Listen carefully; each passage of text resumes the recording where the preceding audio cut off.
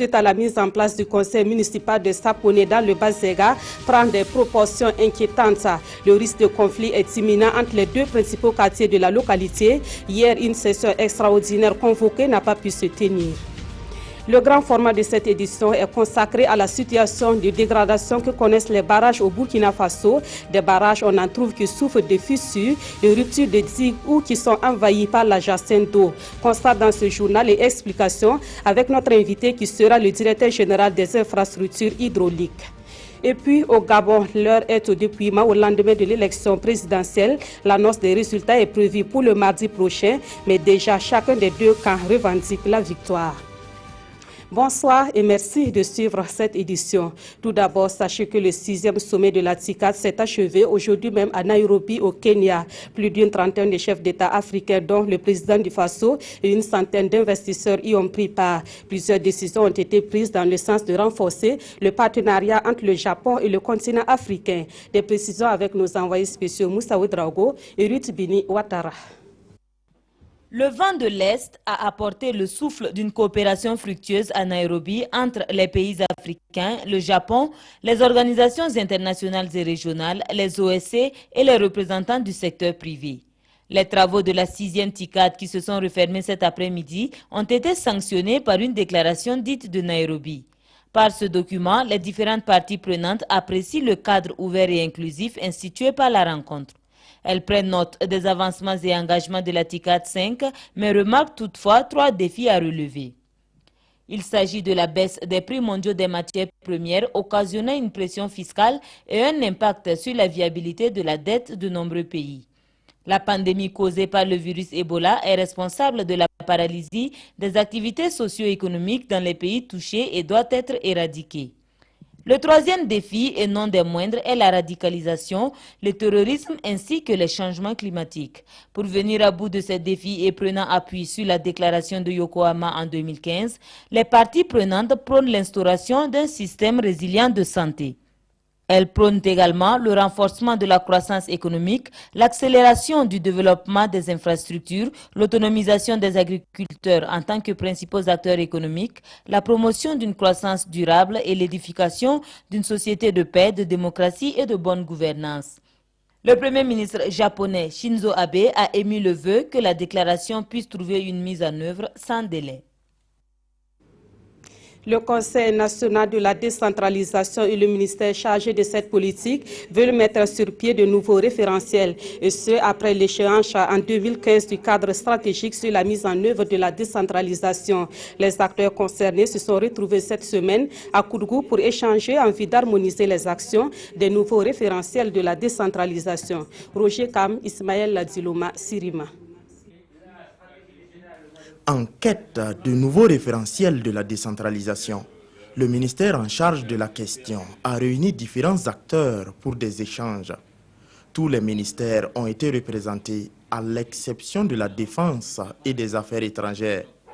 Avant de définir de nouveaux axes de la décentralisation, un diagnostic global des anciens référentiels a été établi.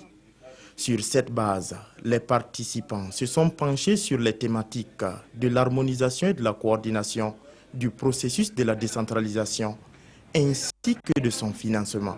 Il y a des efforts, certes, mais encore il faut améliorer, il faut accélérer le processus avec une programmation, il y a des réalistes et réalisables. Vous avez la planification locale, pratiquement toutes les collectivités disposent de ces instruments de planification socio-économique et les plans communaux de développement, les plans régionaux de développement, c'est bien, mais il y a des insuffisances dans le cadre de la mise en œuvre qu'il faut corriger. Et ces corrections devraient permettre d'obtenir des référentiels juridiques et stratégiques en cohérence avec les nouveaux enjeux locaux. Après la vision prospective, nous faisons vraiment un enchaînement de vases communicants entre ces référentiels. Après la vision prospective, c'est la politique nationale qui sera élaborée et ensuite enchaînée avec la stratégie décennale et son plan d'action. L'ensemble de ces étapes devrait être finalisé avant la fin du mois de novembre. Direction à présent Sapone où la crise s'amplifie suite à la mise en place de l'exécutif communal. Une crise qui risque de se transformer en un conflit entre les deux principaux quartiers de Sapone. Ce matin, une partie de la population a érigé des barricades pour protester contre une session extraordinaire qui avait été convoquée hier samedi. À l'heure actuelle, ces barricades ont été levées, mais les deux camps durcissent le ton. Constat avec Adama Giti et Nyarkiteda. Les couteaux sont bien tirés entre les populations de Sapone. Hier samedi 27 août, Carcoudguin, ce quartier reconnu bastion de l'opposition, la coalition IPC-CDP de cette localité a empêché la tenue de la session extraordinaire, puis s'en sont suivis des courses-poursuites avec des véhicules endommagés de part et d'autre, selon les deux parties. Aujourd'hui, c'est Sapone Marché, ce autre quartier fidèle au maire élu qui érige des barricades sur la bretelle reliant les deux quartiers de la ville de Sapone. Ces manifestants disent le faire pour opposer les refus au boycott des sessions du conseil municipal orchestrées par l'opposition. Si nous sommes ici, c'est pour protester contre ce qui s'est passé hier. Les conseillers doivent siéger. Fermer la mairie n'arrange pas le pays et notre commune aussi. Une situation bien déplorable selon la coalition de l'opposition qui compte 39 conseillers contre 41 au MPP et attribue cet état de fait au maire de la commune de Sapone. Vraiment, ce qui nous arrive, c'est malheureux, c'est vraiment dommage. Nous estimons qu'à 41 contre 39, ce serait bien quand même qu'on puisse impliquer tout le monde si on veut qu'on travaille main dans la main pour le développement de la commune. Alors, on s'est donc heurté à ce refus catégorique de nos opposants du MPP. Alors donc depuis ce temps-là, nous on doute vraiment de sa bonne volonté d'aller vers un climat d'apaisement. Alors donc, sans attendre donc la fin de toutes ces tractations, il a encore convoqué un conseil extraordinaire hier. Et nous avons estimé que c'était inopportun vu le climat qui règne actuellement à Sapone. Alors donc nous sommes allés avec nos camarades de l'UPC et du CDP, avec lesquels nous sommes coalisés, pour empêcher ce conseil-là. Pour le maire, la situation se présente autrement et il dit agir conformément aux lois et textes du pays. Ils ont ciblé des postes. Apparemment, c'est changeant. Tantôt, c'est le maire qu'ils veulent faire démissionner pour prendre. Après, c'était le premier adjoint, le deuxième adjoint. Bon, il suffit humblement et démocratiquement de dire « Nous avons perdu les élections, nous nous alignons et nous venons travailler ». Personne n'empêche aux 39 conseillers de l'opposition de prendre légalement leur place à la mairie pour travailler. Nous les consultons. Nous avons créé une carte de concertation des partis politiques pour leur donner à chaque fois l'information et recueillir leurs avis avant de travailler. Ils l'ont boycotté dès la première session. En attendant, la session extraordinaire du samedi n'a pu se tenir. La voie est barrée.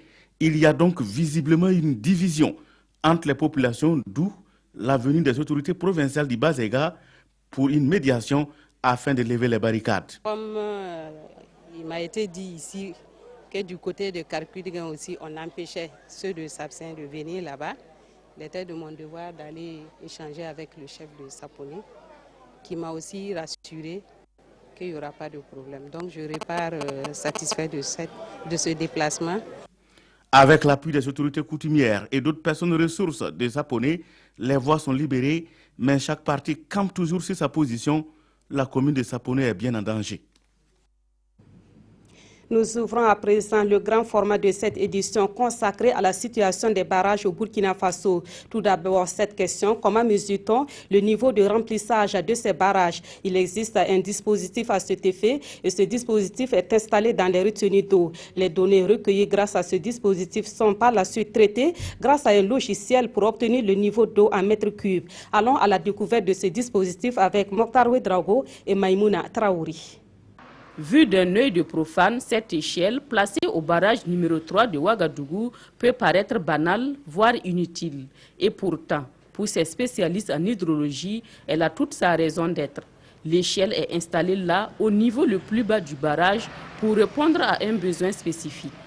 Les échelles sont donc un dispositif qu'on a mis pour pouvoir recueillir l'information. Ces niveaux d'eau-là sont traités au niveau donc du logiciel pour donner les débits, parce que il y a la relation entre le niveau d'eau et le volume d'eau pour les barrages et la relation aussi entre le niveau d'eau le débit. Ce 26 août, il est 15h30. L'échelle affiche à son compteur 446. Il y a une constante de 28 cm à ajouter. Nous prenons maintenant cette cote, nous introduisons dans les barèmes 474 qui nous donne un volume de 7 610 m3, alors que la capacité du barrage est de 6 870 m3. Ce qui veut dire qu'actuellement le barrage est rempli et déverse avec un taux de remplissage de 110,77%. Au Burkina Faso, 100 points d'eau sur plus de 200 sont sous surveillance du service de l'hydrologie. Le suivi est permanent et le relevé des données se fait 2 fois par jour, le matin et le soir. Les informations sont centralisées, traitées et stockées dans une banque de données. Et pendant la saison pluvieuse, une note d'information est produite par des cadres sur 21 retenues d'eau à l'intention des autorités. Ces données servent au suivi et à savoir un peu les zones d'inondation, parce que si vous avez un barrage qui est situé dans une zone d'inondation, l'évolution rapide du niveau vous donne une idée donc sur la situation hydrologique à ce niveau. Comme le contraire aussi, parce que s'il y a manque d'eau, voilà, ça se traduit par une baisse de niveau. Et ces données, nous les comparons souvent à l'année antérieure, à la même date, voilà, pour voir effectivement quel est le gap ou bien quel est le surplus, etc. qu'il y a entre les deux. Et nous les comparons aussi à une moyenne des 30 dernières années qu'on appelle donc la normale. Par rapport à ça, on peut savoir si nous sommes en deçà, ça veut dire que bon, il faut faire attention. Cette année, nos réservoirs risquent de ne pas avoir beaucoup d'eau. Donc en termes de maraîchage et autres, il va falloir compter avec ça. Un véritable outil de suivi et de planification qui souffre malheureusement de difficultés. Nos lecteurs là sont munis de téléphone, nous collectons ces données-là par téléphone. Là, c'est vraiment un problème. Souvent, il n'est pas là, son portable est déchargé ou il n'y a pas de réseau. Donc, on peut faire toute la journée, appeler toute la journée sans le gagner. On est obligé de reporter ce truc-là pour demain. En plus de ça, il y a l'ensablement des retenues d'eau. Tous les barrages sont presque ensablés. Des paramètres qui méritent d'être pris en compte car selon les chefs de service de l'hydrologie, des étudiants, chercheurs, bureaux d'études et de nombreux organismes internationaux se servent de ces données pour les besoins de leurs recherches et la planification de leurs projets. À Bouroum, une commune du Namentenga, le barrage a failli céder suite à une grosse pluie. Et cela a créé une grosse frayeur chez les habitants qui se sont mobilisés pour réparer une partie de l'ouvrage. Et comme le barrage de Bouroum, actuellement 22% des barrages au Burkina Faso sont en état de dégradation. Fissures, ruptures de digues ou de déversoirs, voilà autant de maux dont souffrent ces barrages. On fait le constat avec Souleymane Stanou et Aboubakar Sayon. Une grosse faille sur la digue du plan d'eau de Bouroum. Selon le maire, cette crevasse est l'une des conséquences de la pluie qui s'est abattue sur la commune dans la nuit du 17 au 18 juillet. L'ouvrage a été submergé et porte encore les stigmates des 93 mm d'eau recueillis ce jour-là. La digue a été endommagée. De grands trous étaient visibles le long de la chaussée. Le trou même valait 1,80 m. Vous voyez la digue là, ça valait 1,80 m de profondeur. Donc, compte tenu de ces dangers, nous avons dit que vraiment c'est un risque qu'un camion de poids lourd passe là-dessus. Durant 9 jours, les véhicules en tout cas ont été vraiment stationnés à la sortie comme à l'entrée de la digue. Après la semaine, nous avons vu que ça s'est asséché et nous avons vu que vraiment aucun moyen d'extérieur ne venait. Et le chef du village, le Samajel de Bouroum, qui a un peu vraiment ses moyens, a mis toutes ses dispositions pour essayer maintenant de ramener toute la digue qui avait vraiment fait le grand fossé là. Au regard de l'état de dégradation de ce barrage, construit en 1980, les autorités locales appellent à l'aide pour sa reconstruction. La hiérarchie et les autorités, si vraiment elles peuvent tout faire pour nous venir, parce que si une telle pluie revient, comme cette année ou l'année prochaine, nous n'avons plus de route, nous n'avons plus d'accès avec l'extérieur, avec les autres communes. Ici, nous sommes en majorité des producteurs de riz et sans le barrage, nous serons tous dans la misère. Alors nous demandons aux autorités de nous venir en aide. Le barrage de Bouroum n'est pas le seul dans cette situation. Au plan national, de nombreux barrages et retenues d'eau sont endommagés. Nous avons environ 22% de ces ouvrages-là qui sont dégradés. Les 22% concernent les barrages. Voilà, 22% qui sont dégradés sur environ 1 millier de barrages. Et sur les 22, nous avons 6% de ces barrages-là dont la digue est rompue et 4% dont le déversoir est parti, et les autres concernent les ruptures aussi bien de la digue que du déversoir. Des ruptures de digues qui peuvent avoir de graves conséquences sur les populations riveraines. Lorsque vous avez un barrage qui cède, les eaux peuvent contraindre des populations entières à se déplacer. Les eaux peuvent détruire les cultures. Il y a aussi l'environnement qui peut prendre un coup. Selon le ministère en charge des aménagements hydrauliques, un budget est alloué à la réhabilitation des barrages, mais il reste insuffisant pour réparer l'ensemble des ouvrages. Et pour aller plus loin sur ce sujet, nous recevons sur notre plateau le directeur général des infrastructures hydrauliques. Bonsoir, monsieur Patrice Guissou. Bonsoir, madame Kaoré. Alors déjà, quand on parle de barrage au Burkina, quel est le potentiel à la matière? Merci. Et parler de barrage en termes de potentiel, le terme ne s'y est pas, parce qu'on peut faire autant de barrages où on veut, mais encore faut-il que ces barrages soient fonctionnels. Actuellement, quel est le nombre de barrages? Le nombre de barrages évalue à peu près à 1010 à 1010 barrages au Burkina. D'accord. Est-ce que ces barrages sont équitablement répartis à travers le pays? Est-ce qu'il n'y a pas des zones ou des localités qui sont défavorisées? Et un barrage est établi dans une zone topographique bien déterminée, qui fait qu'un barrage n'est pas forcément lié à un village, à une commune, mais se trouve à l'intérieur d'un bassin ou bien d'un sous-bassin qui peut comporter beaucoup de communes, beaucoup de villages. Ce qui fait que, quand on prend par exemple notre pays, la seule province qui semble être déficitaire, qui est plutôt déficitaire, c'est la province de l'Akossi, parce que plus généralement, sa topographie est plane. Et quand c'est plat, trop plat comme ça, c'est difficile de mobiliser de l'eau, sinon que de créer des inondations. Voilà. D'accord. Mais est-ce qu'il y a un suivi de ces barrages-là, ou bien tout s'arrête lorsqu'on finit de faire la construction? Non, il y a un certain nombre de dispositions qui sont prises quand on finit de construire un barrage. Et le premier organe qu'on met en place au niveau strictement local, c'est la mise en place d'un comité de gestion du barrage qui s'occupe vraiment du suivi très rapproché et de l'entretien des petits dégâts qui pourraient se poser. Après ce comité de village, dans les sous-bassins, il y a ce qu'on appelle le comité local de l'eau. Et après le comité local de l'eau, à l'intérieur du bassin lui-même, il y a l'agence de l'eau. Et toutes ces structures permettent de suivre le barrage. Et le constat aujourd'hui est que ces barrages connaissent des difficultés, comme on l'a vu dans le reportage précédent. En tant que spécialiste du domaine, quelle explication vous avez à donner par rapport à ça? Et les difficultés vraiment sont diverses. Et essentiellement, on peut citer entre autres qu'il peut y avoir des insuffisances lors des études, lors de la construction, ce n'est pas construit dans les règles de l'art. Et ce qui vient aggraver cette situation, c'est les changements climatiques qui aggravent les phénomènes extrêmes, dont la montée extraordinaire des pluies, ce qu'on appelle les crues. Parce que le barrage est dimensionné pour une montée exceptionnelle donnée de la pluviométrie. Et toutes les fois que, dans le cas présent, avec les changements climatiques, ces pluies extérieures sont dépassées, ça fait que ça cause énormément de ruptures de barrage. D'accord. Voilà. Alors, et pour faire face à ces difficultés, souvent on entend les populations qui recommandent le curage de ces barrages. Est-ce que techniquement cela est possible? Techniquement c'est faisable, encore qu'il faut savoir exactement où est-ce qu'on va amener cette vase et comment on va la gérer. Mais là n'est pas le problème. Le problème réside en ce que les coûts sont suffisamment exorbitants.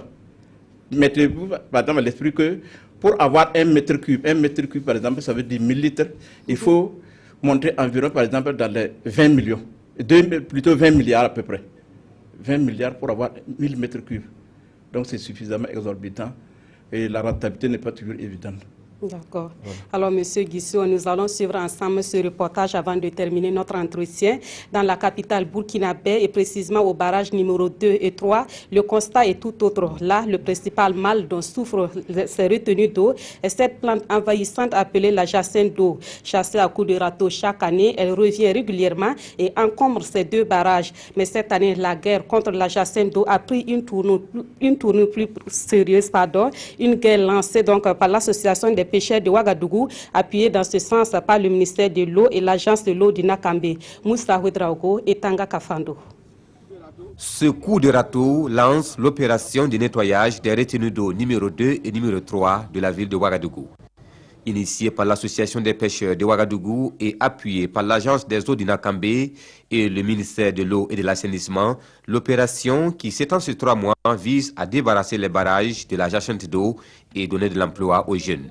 En dehors de cette phase d'arrachage, la lutte va avoir un aspect suivi, c'est-à-dire qu'on ne va pas se contenter d'arracher seulement la jacinthe, mais on va surveiller l'environnement même de ces barrages-là pour prévenir l'apparition de ce phénomène-là. C'est-à-dire qu'après cette année, on ne dit pas que l'année prochaine il n'y aura pas de jacinthe, mais vous le constaterez vous-même, l'ampleur du phénomène ne sera pas comme on le voit les autres années. Ça va aller en baissant. Au total, ce sont 4500 tonnes de biomasse réparties sur 45 hectares qui seront enlevées, acheminées par camion vers différents biodigesteurs de la ville pour produire du gaz de cuisine, des engrais et de l'électricité. Nous avons justement commencé un projet de lutte intégrée. Et la lutte intégrée, c'est quoi? C'est voir un peu toutes les formes de lutte, comment on peut fédérer toutes les formes de lutte pour en venir à bout de la plante. Plante d'Amérique du Sud, importée en Afrique comme plante décorative, la jacinthe d'eau constitue aujourd'hui une sérieuse menace pour nos plans d'eau dans les centres urbains, une menace aggravée par les comportements non éco-citoyens des riverains et usagers. Les barrages sont des milieux de dépôt, donc de diverses ordures. Il y a le drainage aussi des eaux sales de la ville. Et puis, il y a des mariculteurs qui cultivent dans le lit du barrage et qui mettent des engrais. Donc, vous avez un milieu qui est bien cultivé, donc avec un excès de phosphore et un excès d'azote, donc qui sont effectivement des éléments nutritifs qui permettent le développement de la plante. Cette opération de nettoyage va certainement constituer un grand soulagement pour les retenues d'eau numéro 2 et numéro 3 de la ville de Ouagadougou. Mais pour le long terme, il faudra que les riverains adoptent des comportements éco-citoyens, ce qui pourra garantir la durabilité de nos ouvrages en eau et nous éviter ce que Lebrun a appelé depuis 1949 le péril vert de l'Afrique. Voilà, Monsieur Guissou, quelle est votre réaction à la suite de ce reportage? Et comme il est dit dans le reportage, la jacinthe d'eau est une plante suffisamment envahissante. Et les conséquences immédiates sont qu'elle étouffe énormément toute vie aquatique, que ce soit la faune ou la flore. De ce point de vue, il est salutaire peut-être que cette opération soit menée en vue de pouvoir l'enlever totalement du barrage plutôt. Ce que j'ai voulu peut-être noter, c'est que cette plante augmente véritablement l'évaporation de l'eau. Et ça, c'est une conséquence qui n'est pas négligeable. Donc l'enlever, c'est vraiment la meilleure des solutions. D'accord. Et pour revenir aux difficultés constatées dans plusieurs barrages à thème principal de cet entretien, que pourrait-on faire pour y remédier? L'une des premières solutions que nous avons prises, c'est de procéder à une classification des barrages. Et cette classification devrait aboutir à ce qu'on puisse revoir véritablement les exigences dans la délivrance des agréments techniques.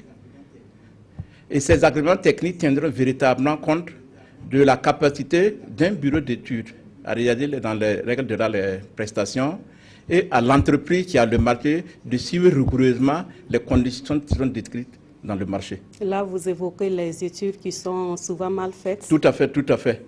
Au niveau, par exemple, des solutions qui pourraient amoindrir les risques de changement climatique, c'est qu'il faut prendre des coefficients qui accroissent véritablement la sécurité des ouvrages. Merci beaucoup, M. Ouigou Patrice Guissou. Je rappelle que nous recevions le directeur général des infrastructures hydrauliques. Merci d'être passé nous éclairer davantage sur les difficultés et les solutions aux difficultés que connaissent donc beaucoup de barrages au Burkina Faso.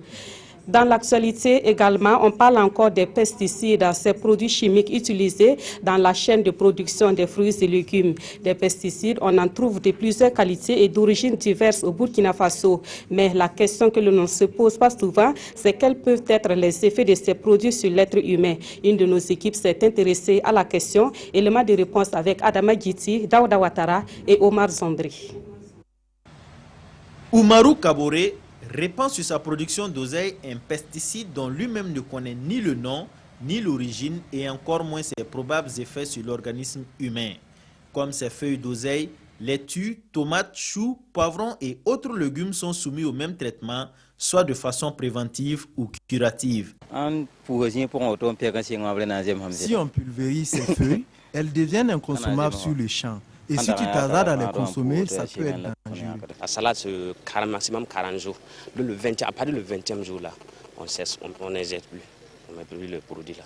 Ces légumes se retrouvent dans les étals au marché et autres lieux de vente. Certaines vendeuses ont conscience que ces produits de grande consommation sont soumis à des traitements chimiques qui peuvent s'avérer dangereux, même si elles ne savent pas à quel point elles préconisent néanmoins le lavage avant consommation.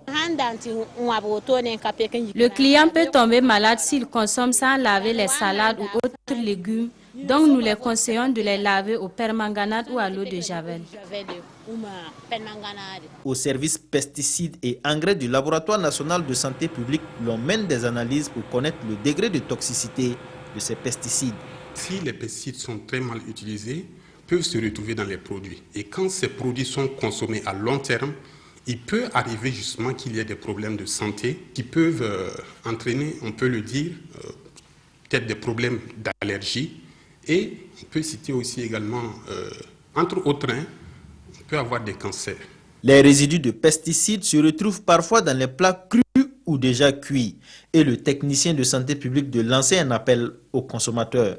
Il faut que chacun puisse s'enquérir des bonnes pratiques d'utilisation des différents produits, des principes de lavage et de décontamination, de cuisson également, pour que les teneurs de ces pesticides-là, à la fin, dans le plat du consommateur, soient vraiment réduits et ne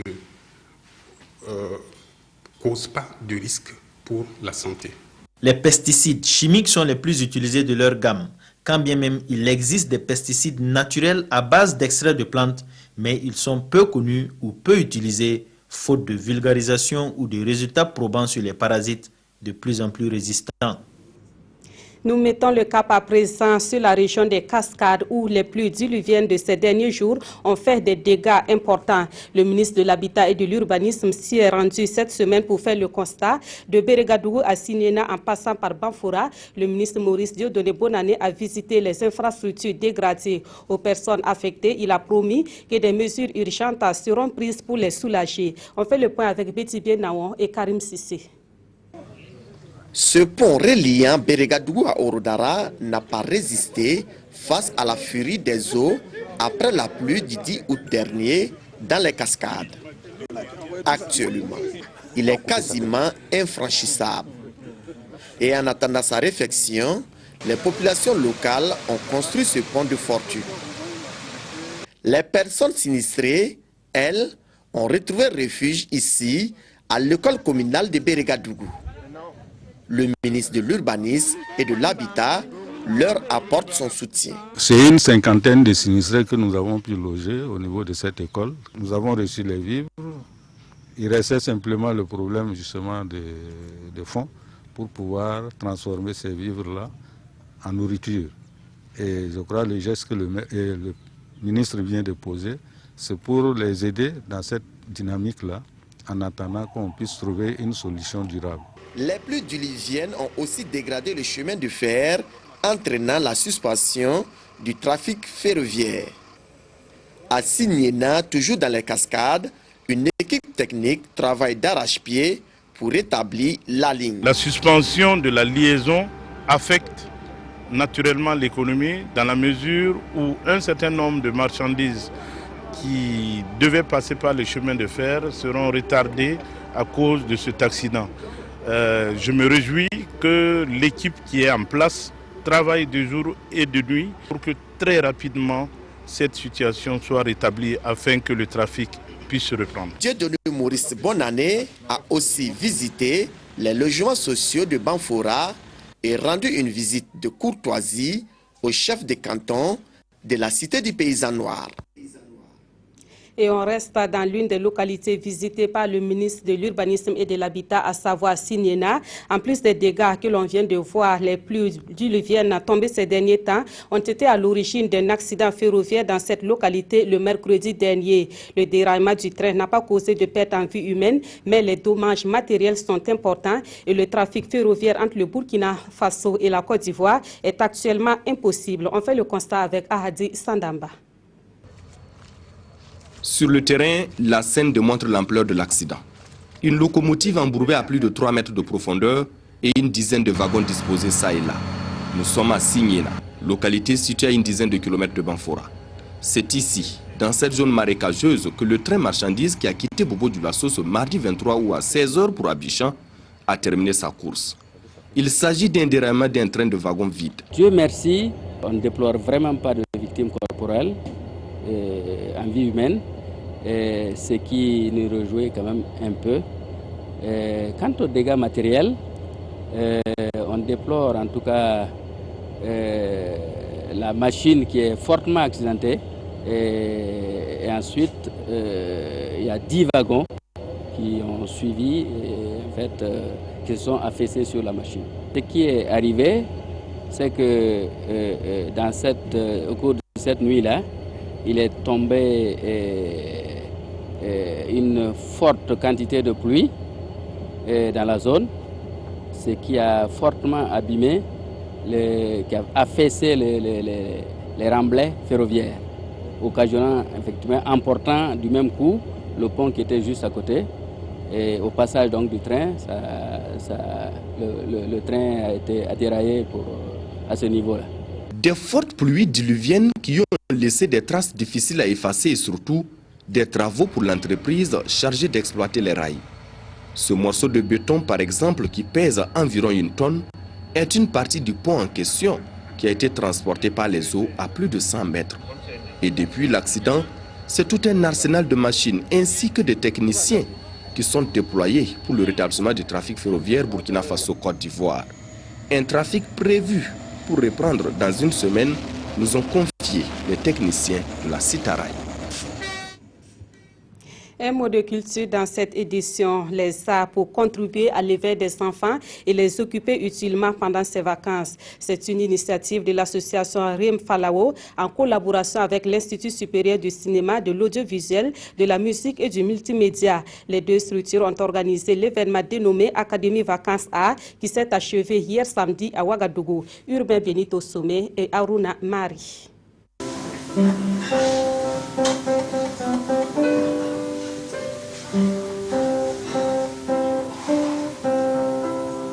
Les doigts sur les cordes de la guitare, Nadine révèle son talent.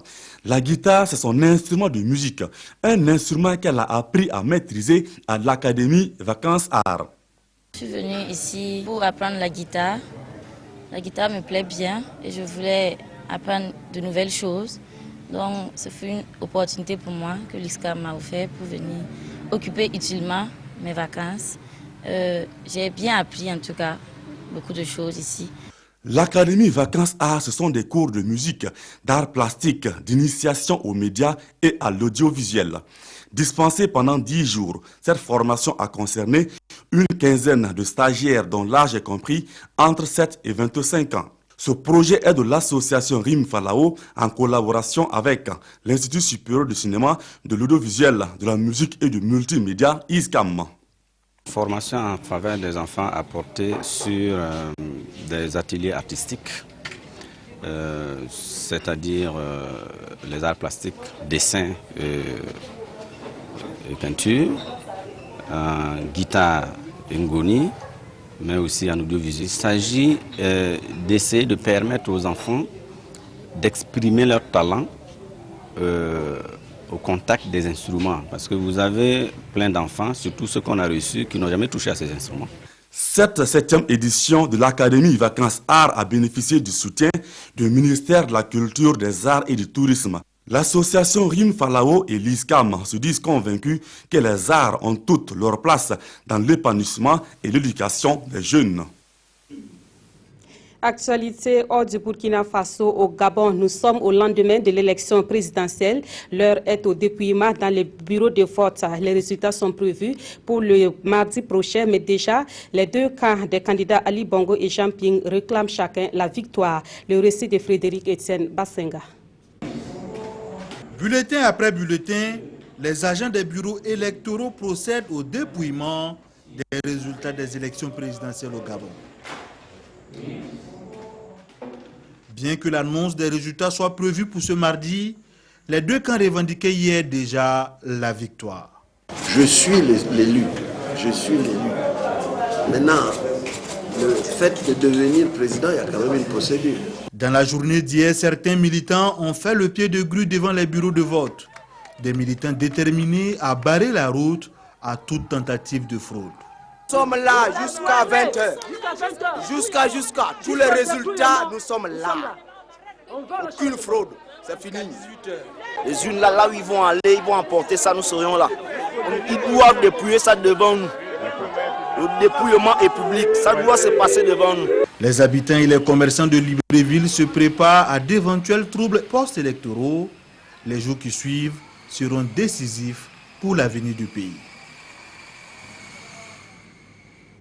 Et puis en Libye, l'espoir est permis pour la libération de la ville de Sirta. L'ultime offensive contre le groupe État islamique se déroule depuis ce matin. Les forces gouvernementales annoncent la libération de plusieurs quartiers stratégiques.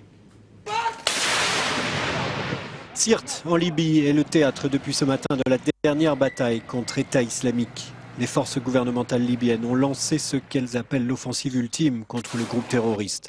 1000 soldats sont mobilisés dans la ville et progressaient ce dimanche vers les quartiers nord, provoquant répliques armées et explosions. Nous avons libéré cette zone résidentielle et maintenant il ne reste aux mains de Daesh que 2 zones résidentielles. Elles sont barricadées. Aujourd'hui nous progressons sans cesse et le compte à rebours de la bataille finale a commencé.